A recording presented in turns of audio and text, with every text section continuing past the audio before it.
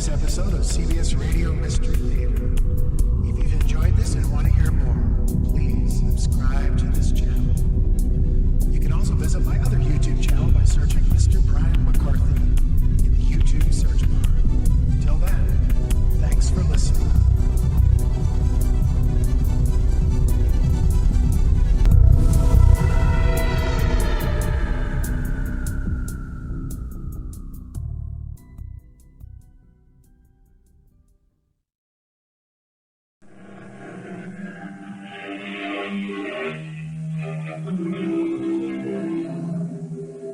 Come in. Welcome. I'm Tammy Grimes. What is the most frequently used four-letter word in the English language? Guess again, if you said love. The answer is work. And now work means more than just a job or an activity. Work has become a criterion. So often, while contemplating a course of action, don't so many of us ask, will it work? Not. Is it right? And of course, that's the problem. Many things work. And if you will pardon my grammar, while they may work well, they don't work good. Back then, who were you? Well, I keep telling you, I don't know. You mean you don't remember anything? Nothing. I can tell by your accent you're from the East. We could ask the sheriff to check for missing persons. No, I don't want to do that. Is there a possibility that you might have done something... Criminal? Wrong? Yes. If I did, would it matter to you?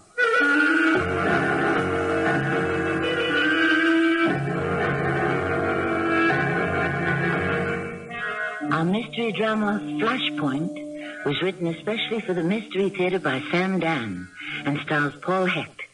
I'll be back shortly with Act 1. The scientific definition describes the flashpoint as the lowest temperature at which the vapor of a volatile oil will burst into flame. So much for oils and chemicals. But we human beings are also made up of some highly volatile and combustible materials. Each one of us has a flashpoint. Given the right conditions or the wrong ones, off we go. Consider Mr. Harvey Talbot. He is 46 years old and the number 2 man in a large manufacturing company. He has power, position, and prestige. But begrudge him not. He worked hard and sacrificed much to get there. Miss Rader. Miss Rader. Miss Rader. She's got to be out there. Has the woman gone deaf? Ah, there you are. Miss Rader, didn't you hear me buzz? Yes, I heard you. Well, why didn't you answer? Is something wrong? Yes, everything. Now, if you're not feeling well, go to the dispensary. They can't help me. Oh, all right, Miss Rader, please come into my office. What for? Because I asked you to. Now, come along, close the door. Miss Rader, are you having some sort of personal problem? Yes. All right, please sit down. Thank you. Well? Well, you don't know what to say to me, do you? Do you know how long I have been your secretary? Well, how long? 15 years. And we have never spoken a single word to each other that was not concerned with the business of the office. Oh, yes, we say good morning, good evening, have a pleasant weekend, Merry Christmas. You're obviously not feeling well, Miss Rader. Miss Rader. Mr. Hurley calls his secretary Julia. All right, I'll call you by your first name if you like. You don't even know what it is. I do. It's Doreen. From now on, I shall address you as Doreen. And if you care to, you may call me Harvey. No. Mr. Talbot and Miss Rader sets exactly the right tone for people like you and me. Cool, correct, and completely impersonal. That's why we were able to work together so well. And we have worked well together, haven't we, Mr. Talbot? Yes, you're very good indeed. Well, that's because I'm completely devoted to your interests. I know that. You see, an important man like yourself and his secretary, in a true sense, must conspire together against the rest of the world. Well, that's what the word secretary means, doesn't it? One who shares a secret. A secretary must tell lies for her boss, but in a beautiful way. I know, Miss Rader, how well I know. Oh, Mr. Talbot, what's to become of me? I am 61 years old. Where will I get another job? Another job? Miss Rader, what are you talking about? You found someone else to be your secretary. Well, what makes you think I want someone else to be my... Because you haven't asked me to go with you. Go with me where? To wherever it is you're going. I'm not going anywhere. Oh, please don't lie to me. About what? You've taken another job with another company. Whatever gave you that idea? Because you're leaving. Now, look here, Miss... I thought I would die of embarrassment. Julia Tannage, Mr. Hurley's secretary, said to me just 10 minutes ago, she said the girls would give me a farewell party.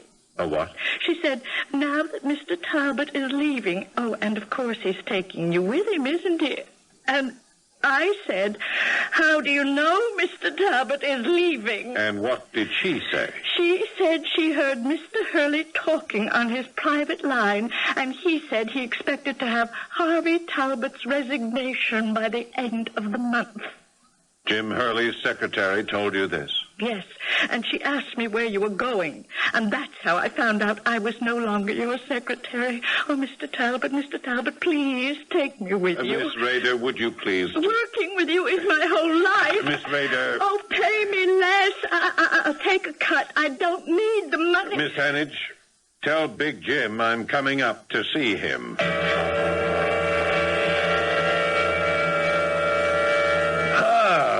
Well, You busy, Jim? oh, come on in. Oh, what can I do for you, Harv? I don't know, Jim. What are you trying to do?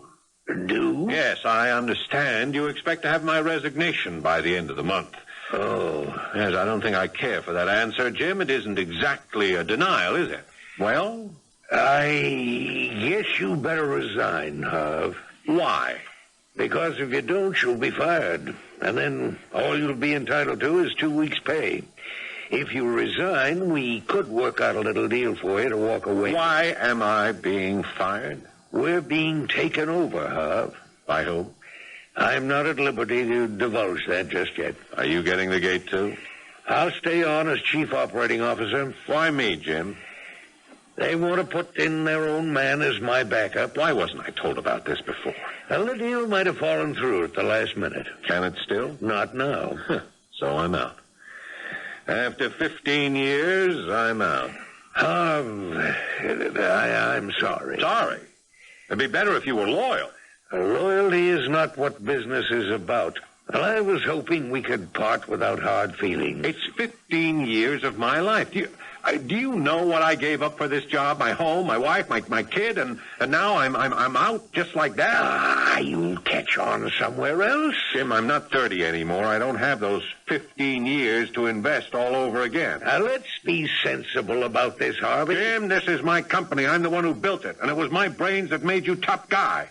I know you're upset, but you do have an exaggerated idea of your importance. You can't run this company without me. Now, Harv, as a friend, I advise you to go somewhere and cool off. Maybe you had to do it.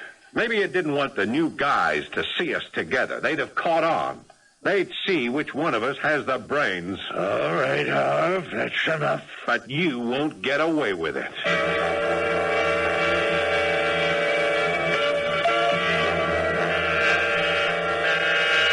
Just a minute. Harvey. Hello, Carol.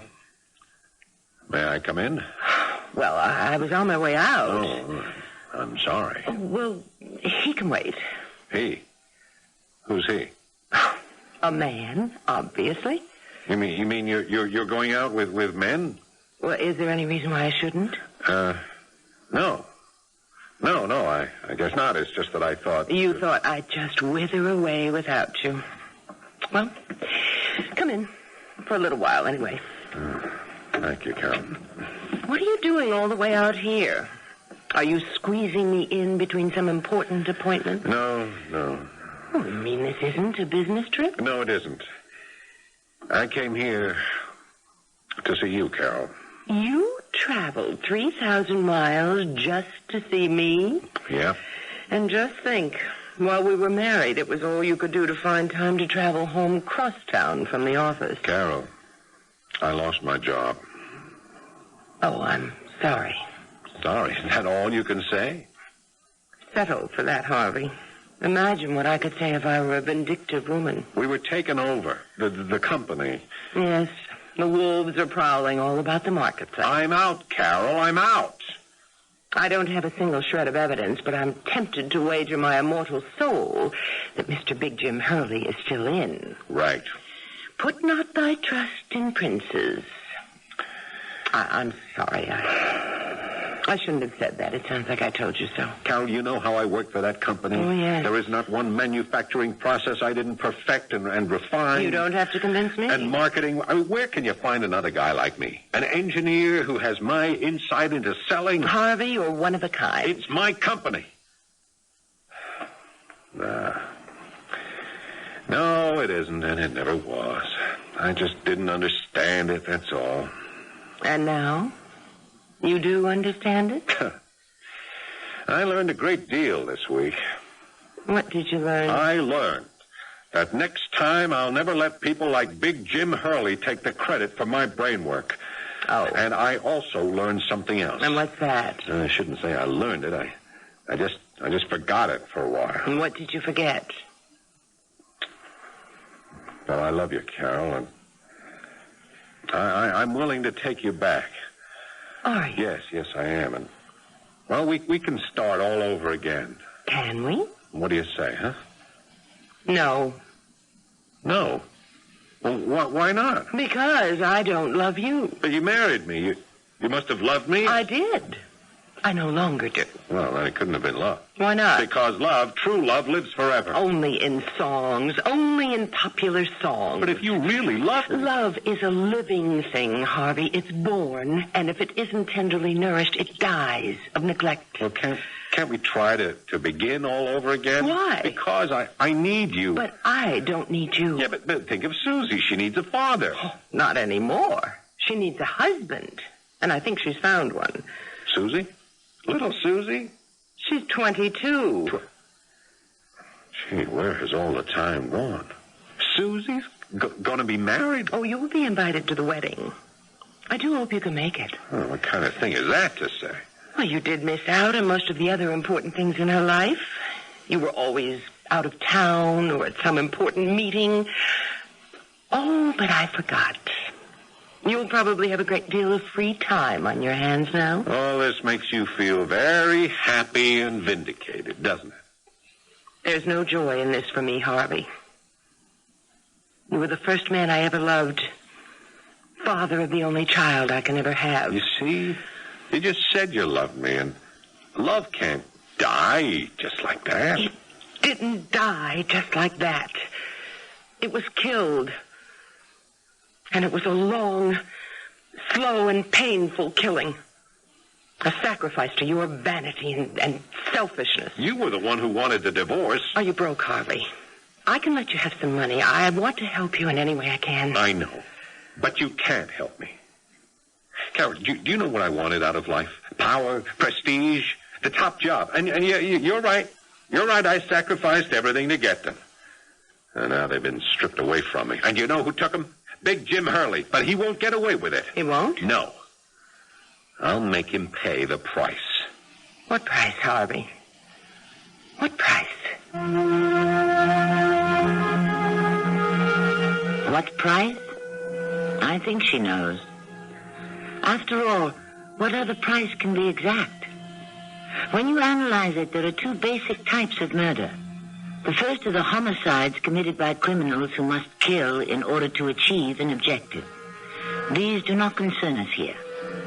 The second are the killings by ordinary folk like you and me, who have never done it before, and will never do it again, but who have been provoked beyond all endurance and can see no other way out.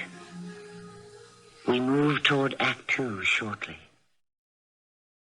We tend to think that a crime of passion is usually committed for love. Love thwarted, love stolen, or love betrayed.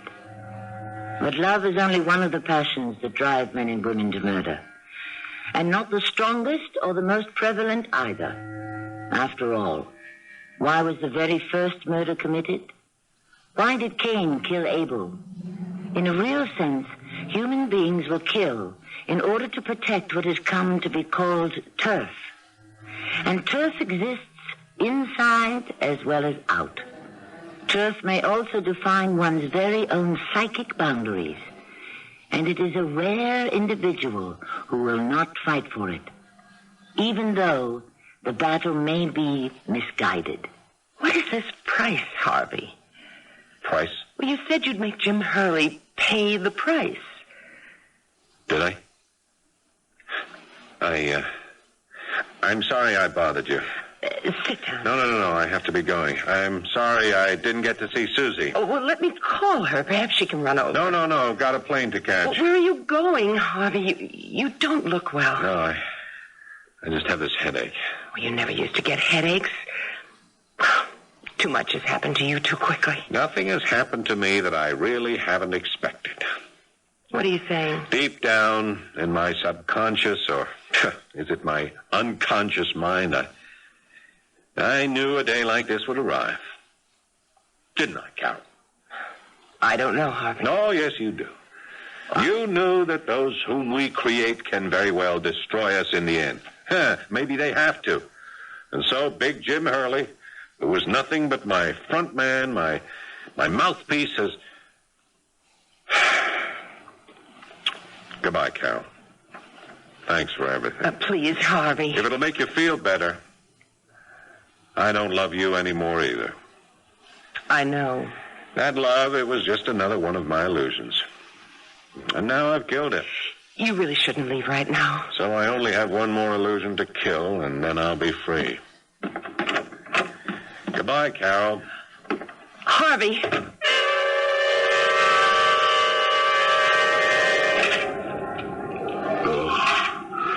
Oh, my head.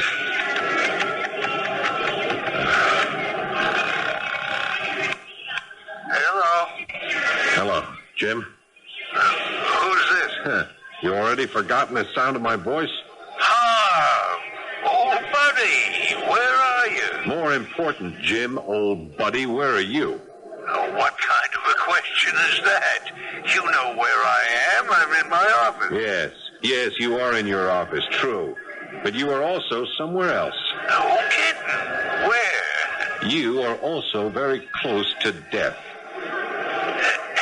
Okay, Harvey. Tell me the rest of it. I hope it's funny. No, it's not. But it's to the point, and it says it all. You are close to death, Big Jim Hurley, because I am going to kill you. Yeah? Yes. I am going to kill you. I'm sorry. What I just did. Oh, forgive me, sir, please. Oh, let me help you out. Look, couldn't you watch where you were going? Oh, my head. Oh, I am so sorry. I'm always wandering off in the clouds somewhere. Oh, you're not hurt, are you? No. It's all right. Oh, you picked up some dust on your coat. Oh, here, now, let me brush it off. There you please are. excuse me. I happen to be in a hurry. Oh, tell me you forgive me for being so careless. Yes, fine. I forgive you. Now, please, goodbye. Oh, thank you, sir. Thank you. Yes, sir. May I help you? Oh, yes, miss. When is the next flight to Philadelphia? That would be flight number 6, leaving in 25 minutes. Would you care... sir? What? Is something wrong? No, miss. I just have this headache. I don't understand it. I never get headaches. It's probably the weather. The stewardess will be glad to give you something. Is there space on that flight? Just let me check. Will that be first class or tour? First class? I should think you wouldn't have to ask. Yes, sir. We have seats. Good. How do you wish to pay for your ticket? Oh, my head. What? What did you say? How do you wish to make payment?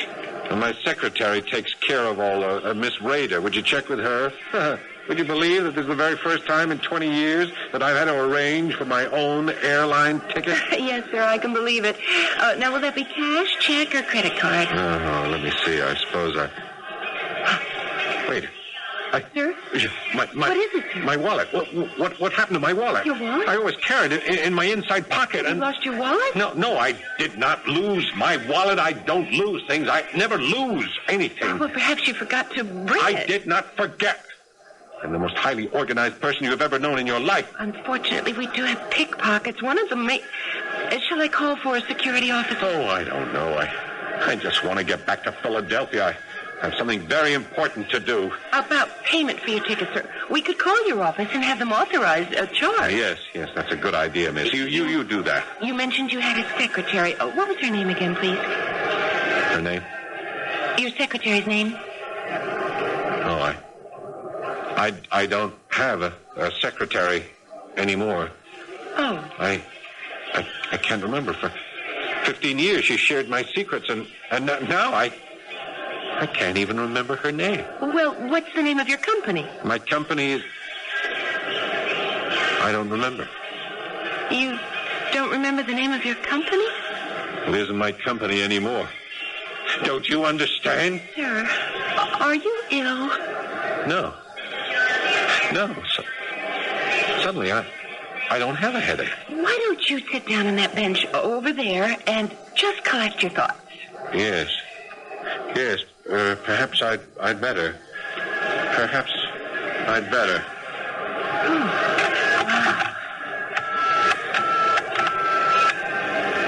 Hello, security. This is Joan over at Transnational. There's a very well-dressed gentleman. He's either an old 40 or a young 50. Trench coat, gray suit, white shirt, blue tie, and no hat. I think he's got amnesia. And maybe a pickpocket worked him over, too. For his own good, you better pick him up. Yeah, he's sitting on the bench just... Wait a minute. Where'd he go? Where did he go?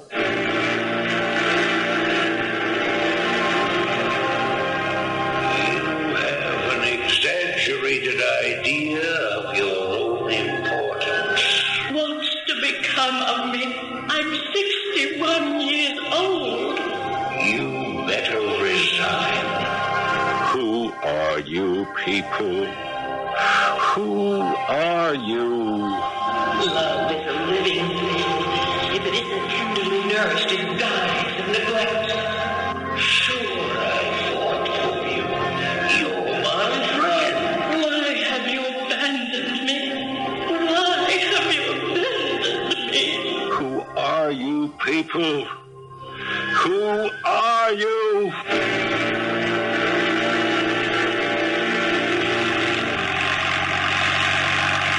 So, where you headed, pal? Me? Oh, just anywhere. Listen, you want to get yourself cleaned up, you know what I mean? Like you need a shave. Yeah, maybe I do. I almost wasn't going to pick you up. What could I do? Leave you stand there in the rain? Oh, I want to thank you very much. You know something? You sound like an educated guy to me. Why are you on the bum? I'm sorry I asked. Just because I give you a ride don't mean you owe me the story of your life. When's the last time you ate? I don't remember. You don't look like a guy who's been brought down by the booze. I'm sure you ain't a hophead. Was it a dame? I don't remember. Yeah. And it was a dame. Well, man used to say women are like streetcars. You miss one, there'll be another one along 15 minutes. Well, I gotta leave you off here, pal. I'm 10 miles away from the garage, and a spotter sees me with a passenger. This joint here at Irma's, she's a nice lady. Runs a lunch counter, grocery store, and a couple of gas pumps. That's a good place to wait for a lift. Oh, thank you very much. Wait a minute. Here. What? What's that? I couldn't take that. Why not? For $5. Well, why are you giving me $5? Because you need it. Hop down, Pally. I gotta roll. Get yourself some chow. Yeah, but how will I pay you back? Well, just give it to somebody else who needs it. Brighten the corner.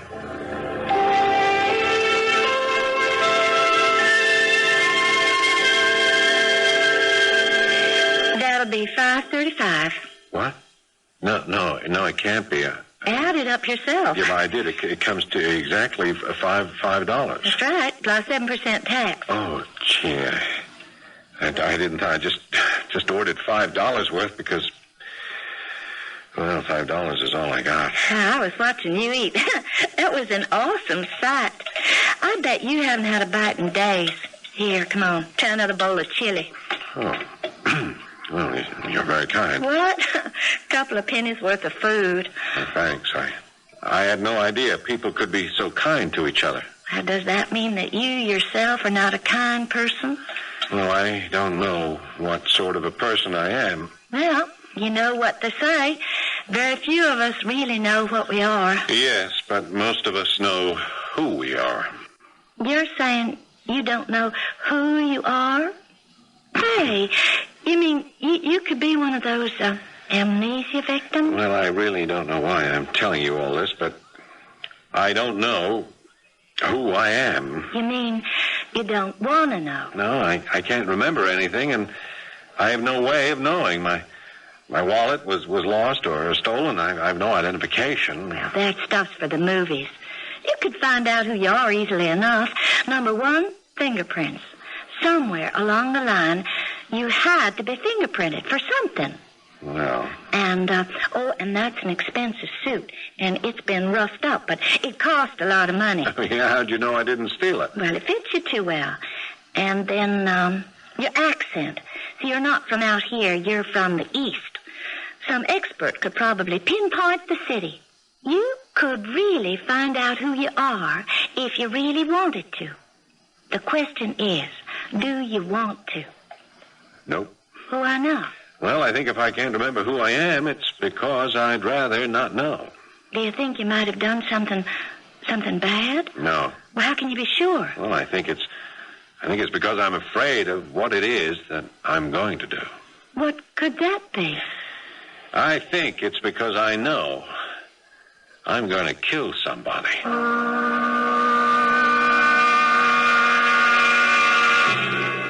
There we have it.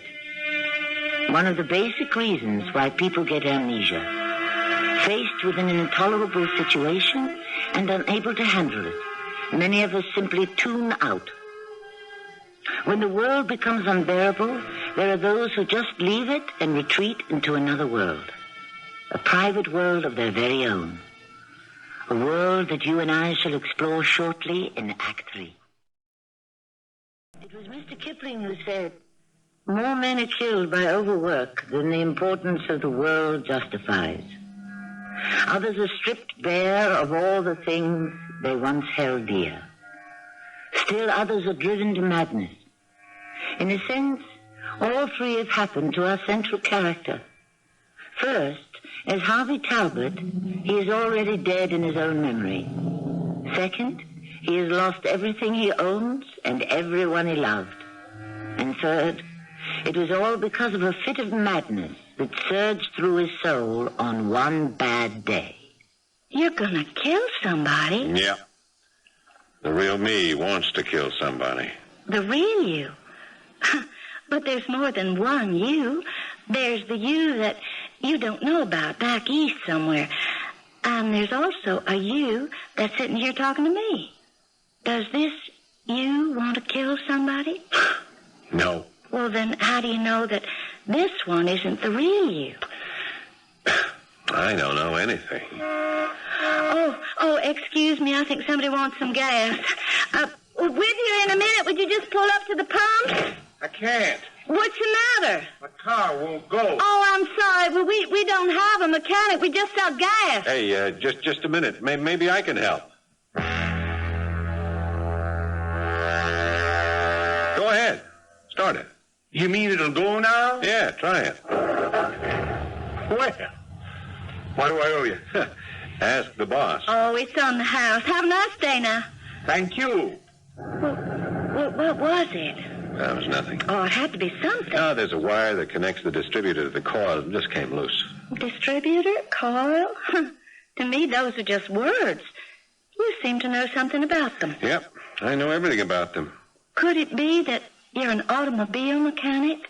Huh. No, I just know where everything belongs and what it does. Well, at least you won't starve. You have a trade. Yeah. But now I have to find a job. Hey, would you like to work for me? But you saw I could use a mechanic. How'd it go today? Oh, pretty good. We're starting to build a little repair business here, you know. I may have to give you a partnership. Well, I'd rather work for wages. Well, we haven't really talked about wages. You know, I think it's time... You're giving me room and board. Oh, come on. Well, whatever you think is fair. Well, what kind of talk is that? Well, I'm just not ambitious. Well, you're not lazy either. I see you out there. No, I mean, somehow I'm not ambitious to get anywhere. I just want to take it easy. It's so good to just relax. Relax? Well, you're on the go all day. Yeah, but it's different. Different from what? I don't know. It just feels different from what I've always been doing. And what have you always been doing? I don't know. You could find out. Yeah, but I don't want to find out. What's that noise? I don't hear any noise. Yeah, in your refrigerator. Oh. Sounds like a worn bearing in the fan motor. Here, let me take a look. Hey, do you fix refrigerators, too? I have an idea. I could fix anything. How's it sound now? Well, I guess it sounds better. Yeah, it'll work better, too. You want to know something?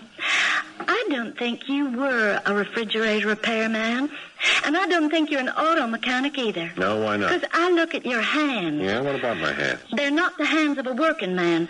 They're very smooth and they're soft. You see, no rough spots, no calluses. Yeah, but how do you account for the fact that I can fix anything that has moving or electrical parts? I have an idea.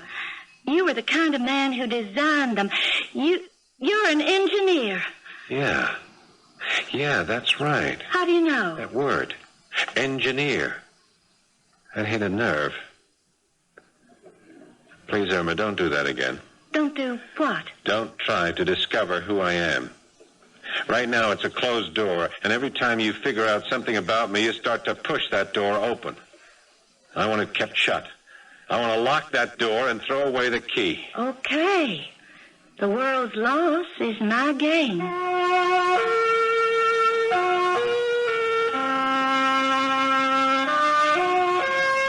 What are you doing out here? I'm admiring the soft light of a full moon, wondering about the stars. I wonder who you really are. I don't even know your name. Is it important? Yes, everyone has to have a name. So, I shall give you one. It should be something that describes you. Now, what do? You fix things. The fixer. No, I don't think so. That just doesn't sound right. No, but it's accurate. Well, it could also be said that you're a healer. Oh, yeah? What do I heal? Well, a doctor heals sick people. You heal sick things. Therefore, I shall call you Jason. That's the Greek name for healer. You know Greek? Mm-hmm. Greek, Latin, Hebrew, Sanskrit. Yeah, I was a classical scholar. Graduated with honors. But the only job I could get was in a department store. And then my uncle died, and he left me this place. I came, I saw the country, and I was conquered. Well, I see what you mean about this country. There's so much peace and quiet. Some folks think there's too much. No, I think you can never have too much. I hear what those motorists are passing through say. To them, it's just boring, scrubby desert. To me, it's the Garden of Eden. Hey, you got a gun. Don't move. What? The Garden of Eden, complete with snake. Look. Huh. Rattlers all around. Gee. Mostly by day to keep out of your way. They're more frightened than you are. Oh, you really think so? Huh? But at night, when you can't see them, you just might step on one. Oh, poor creature. See, I think they actually want to be friendly. Oh, is that a fact? Well, it's just that they don't know how to go about it. Oh, well, anyhow, I must Listen, thank you shouldn't go walking in the desert at night, you know. And if you do, carry this 44. It belonged to my Uncle Ned. Thanks.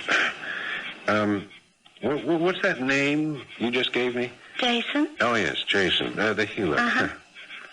You know something? I like it. Yeah, I like it better than the other one I had. How do you know what that name was? Well, it doesn't matter. I'm sure that I didn't like anything at all in that old life, whereas here I like everything and everybody.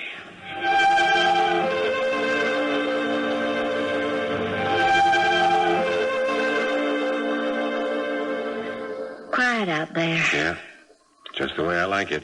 Peaceful. Nobody coming at you. Now, what does that mean? Nobody coming at you. Huh?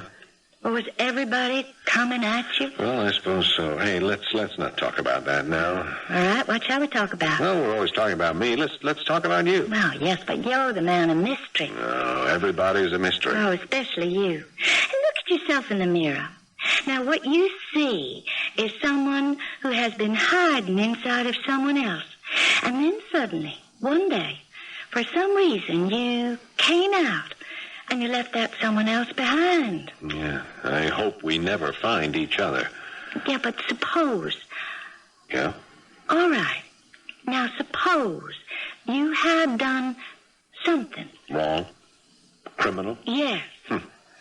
Would it matter to you? No, it wouldn't matter, Jason. It wouldn't matter. Uh-oh. Oh, somebody wants some gas. Oh, wow, what a car. It's one of those imported from Italy. That's a Mariotti. Yes, I remember. We sold them the electronic fuel injection system. What? I designed it. It was a special order. What are you saying? Wasn't much money in it, but we did it for the prestige. What did you design? I'm not sure.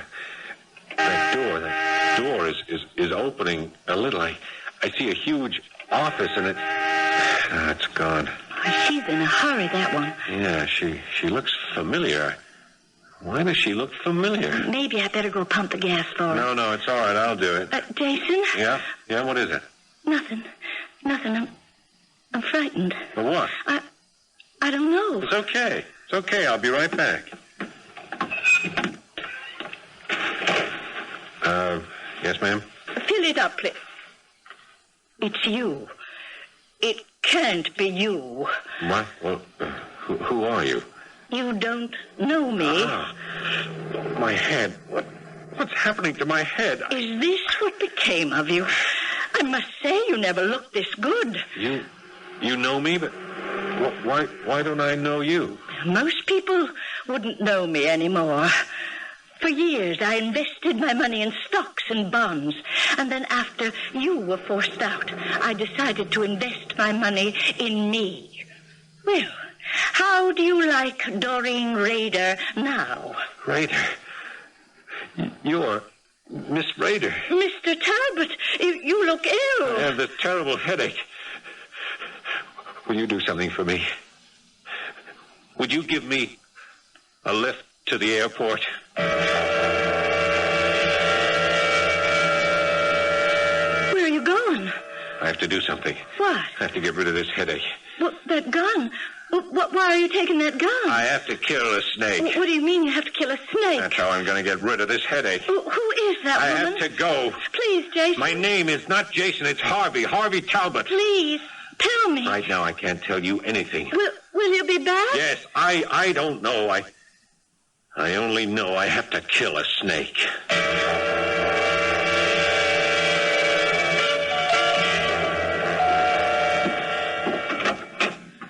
Yes? Mr. Hurley in? I'm Jim Hurley. You're Big Jim? You can't be. I'm James Hurley. Yes, you are. Gosh, it's only been 2 years. What's happened to you? Who are you? Who are you? You don't know me, Jim? Well, you can't be pasty-faced Harvey Talbot. Come in. Where have you been? You look great. Don't you know why I'm here, Jim? I'm here to kill you. I know why you're here. You've come in answer to my... Now, Harvey, don't laugh when I say this.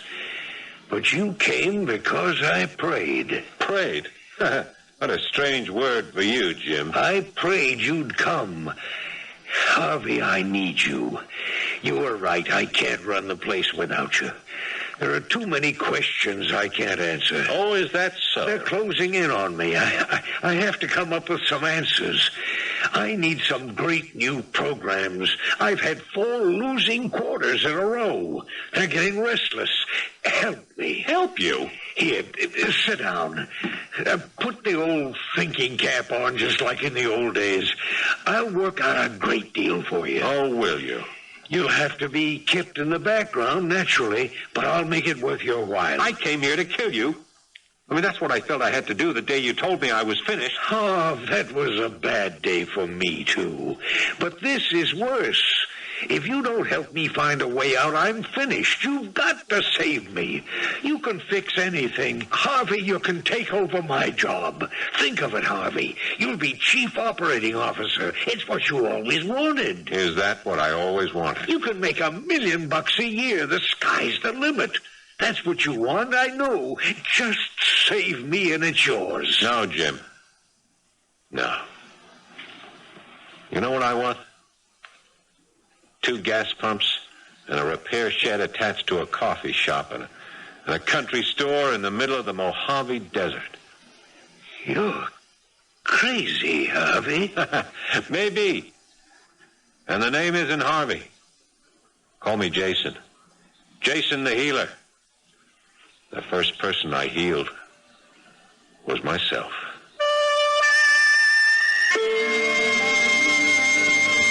Did he go back to Irma and the little oasis in the desert? Yes, I can tell you he did. And was he happy there with her forever after? I have no way of knowing that at this point. In 10 years or even sooner, will he tire of the heat and the rattlesnakes and the sameness of every day? Will he yearn once again for the battle of the big bucks? If he does, that will make another story. I'll be back shortly.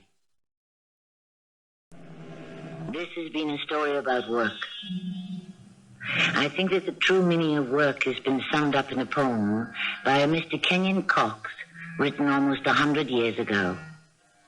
Work thou for pleasure, paint, sing, or crave. Who works for glory often misses the goal. Who works for money coins his very soul. But work for the work's sake, and then it may be that all these good things shall be added to thee. Our cast included Paul Hecht, Carol Teitel, Joyce Gordon, and Court Benson. The entire production was under the direction of Hyman Brown. I hope you enjoyed this episode of CBS Radio Mystery Theater. If you've enjoyed this and want to hear more, please subscribe to this channel. You can also visit my other YouTube channel by searching Mr. Brian McCarthy.